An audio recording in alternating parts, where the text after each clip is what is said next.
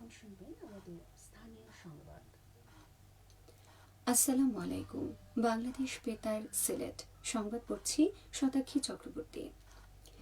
ত্রয়োদশ জাতীয় সংসদের প্রথম বাজেট অধিবেশন আজ শুরু হয়েছে। বিকেল ৩টায় জাতীয় সংসদের স্পিকার উদ্দিন আহমদ বীর বিক্রমের সভাপতিত্বে অধিবেশন শুরু হয়।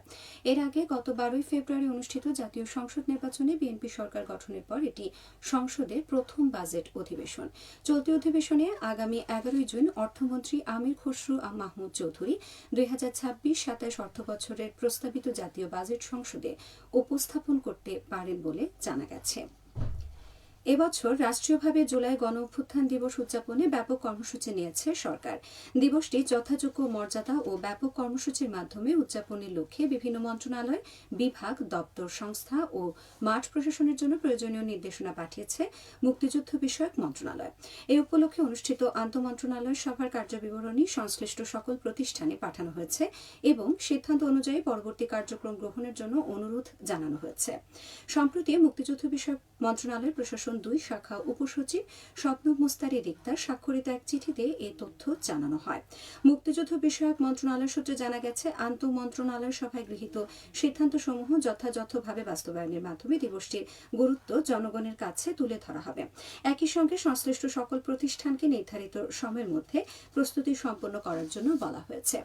দিবসটি উদযাপনের প্রস্তুতির সঙ্গে শিক্ষা, সংস্কৃতি, যুব ও ক্রীড়া, স্থানীয় সরকার, স্বাস্থ্য, কৃষি, পরিবহন, ধর্ম, সমাজ কল্যাণ, বিজ্ঞান ও প্রযুক্তি, মহিলা ও শিশু বিষয়ক, প্রবাসী কল্যাণ, পরিবেশ, বাণিজ্য এবং তথ্য প্রযুক্তি খাতে সংশ্লিষ্ট মন্ত্রণালয় ও বিভাগগুলোকে সম্পৃক্ত করা হয়েছে। মৎস্য অধিদপ্তরের পরিচালক ড মোহাম্মদ খালেদ কনক বলেছেন, হাওর অঞ্চলে শুধু মাছের জন্য নয়, এটি জীববৈচিত্র্যের একটি অনন্য ও গুরুত্বপূর্ণ এলাকা। এসব বিষয় বিবেচনায় নিয়ে সিলেট অঞ্চলকে কিভাবে মৎস্য সমৃদ্ধ এলাকায় পরিণত করা যায় সেই বিষয়ে আমাদের একটি সুদূরপ্রসারী ও সার্বিক পরিকল্পনা করতে হবে। তিনি গতকাল সিলেটে এক গুরুত্বপূর্ণ অবহিতকরণ সভায় প্রধান অতিথির বক্তব্যে কথা বলেন।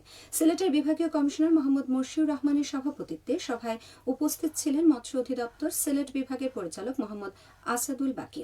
মৎস্য অধিদপ্তর সিলেট বিভাগের এর আয়োজন করে।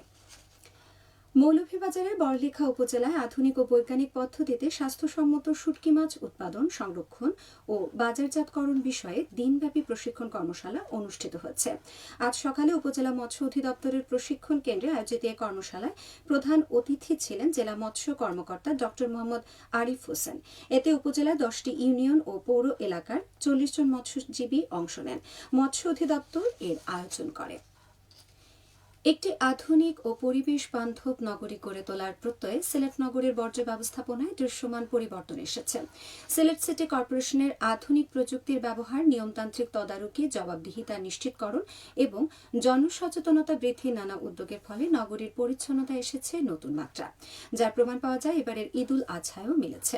যেখানে ঈদের দিন সারা দেশে সিটি কর্পোরেশনগুলো বর্জ্য ব্যবস্থাপনা নিয়ে হিমশিম খেয়েছে, সেখানে বেলা 2টার ভিতরে মূল সড়কের সকল কোরবানি বর্জ্য পরিষ্কার হয়ে গেছে। একসময় নগরের ছড়া ও ড্রেন পরিষ্কারে বিপুল পরিমাণ বর্জ্য পাওয়া গেলেও বর্তমানে সেই চিত্র অনেকটাই বদলে গেছে। নগরবাসীর আচরণেও এসেছে ইতিবাচক পরিবর্তন। ফলে সিলেট নগরীর বর্জ্য ব্যবস্থাপনায় ব্যাপক পরিবর্তন লক্ষ্য করা গেছে। আধুনিক প্রযুক্তির সংযোজন, সুনির্দিষ্ট নীতিমালা এবং নিয়মতান্ত্রিক তদারকির মাধ্যমে সিসিকের পরিচ্ছন্নতা কার্যক্রমের এই পরিবর্তন এসেছে।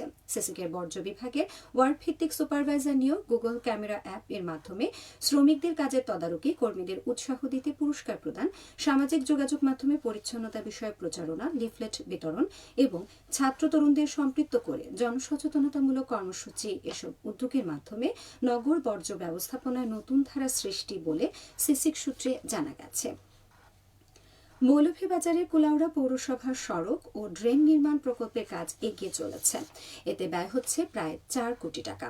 নগর পরিচালনা অবকাঠামো উন্নয়ন প্রকল্পের আওতায় পৌর এলাকার ময়নামুহুরী ভবন থেকে বিজয়া সড়ক, চৌমুহনী পয়েন্ট থেকে শাহবাজপুর রেললাইন পকেট গেট এবং ভূমি অফিস থেকে শাহবাজপুর লিংক সড়ক পর্যন্ত প্রায় 2000 মিটার সড়ক উন্নয়ন, 3টি কালভার্ট, রাস্তা প্রশস্তকরণ, আরসিসি ঢালাই, পিচ এবং উভয় পাশে 943 মিটার আরসিসি পিভিসি ড্রেন নির্মাণ সহ আনুষঙ্গিক কাজ অন্তর্ভুক্ত রয়েছে।